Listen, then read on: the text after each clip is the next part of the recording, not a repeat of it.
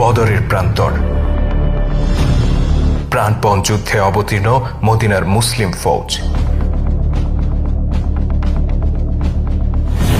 প্রতিপক্ষ মক্কার কোরাইশ কাফের বাহিনী।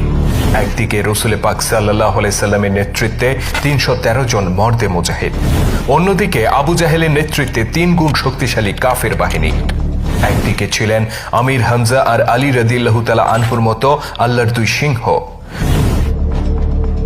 ছিলেন ওমর ইবনুল খাত্তাব রাদিয়াল্লাহু তাআলা আনহু আর সাদ বিন আবু ওয়াক্কাসের মতো মৃত্যু ভয়হীন এক একজন যোদ্ধা।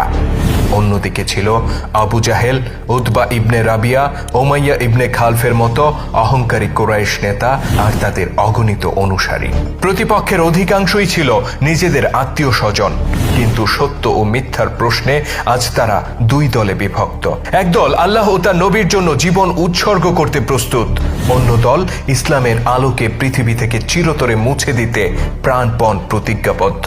এই ছিল এমন এক যুদ্ধ যেখানে পিতার মৃত্যুতে অশ্রু মুছে উল্লাস প্রকাশ করেছিল ওই রসজাত পুত্র।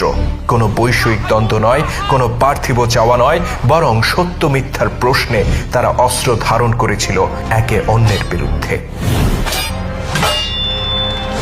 যুদ্ধ যখন তীব্র আকার ধারণ করে তখন পরিস্থিতি হয়ে ওঠে ভয়ানক।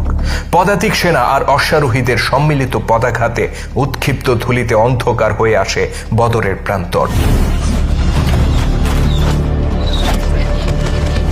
ধেয়ে আসা শত্রু বাহিনীর মোকাবেলায় পেছনে ফিরে তাকানোর কোনো সুযোগ ছিল না।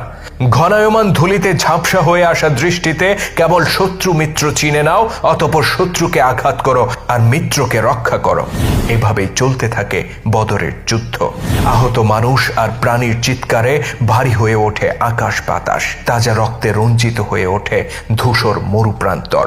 এই যখন পরিস্থিতি, তখন বদরের এক প্রান্তরে মাটিতে লুটিয়ে কাতরাতে দেখা যায় এক কুরাইশ নেতাকে। তার পরনে ছিল অভিজাত পোশাক, যন্ত্রণায় তার মুখ বিকৃত হয়ে এসেছিল, ডান পায়ে সৃষ্টি হয়েছিল গভীর ক্ষত, আর ফিনকি দিয়ে বের হয়ে আসছিল তাজা রক্ত। ব্যথায় যন্ত্রণায় ষাঁড়ের মতো ঘোঙাচ্ছিল লোকটি। অভিজাত পোশাক পরিহিত ওই কোরাইশ নেতার নাম ছিল আবুল হাকাম, অর্থাৎ জ্ঞানীদের পিতা।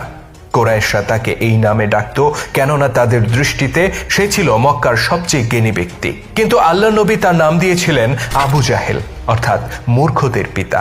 সে ছিল অহংকারী আর সত্যবাদী মানুষদের প্রতি অত্যাচারী। নিজের সমস্ত অহংকার নিয়ে আছে মাটিতে পতিত। তার এই দুর্দশা করেছে মদিনার দুই কিশোর, যারা সম্পর্কে ছিল সহোদর আর বয়সে ছিল বালক মাত্র। আবু জাহেল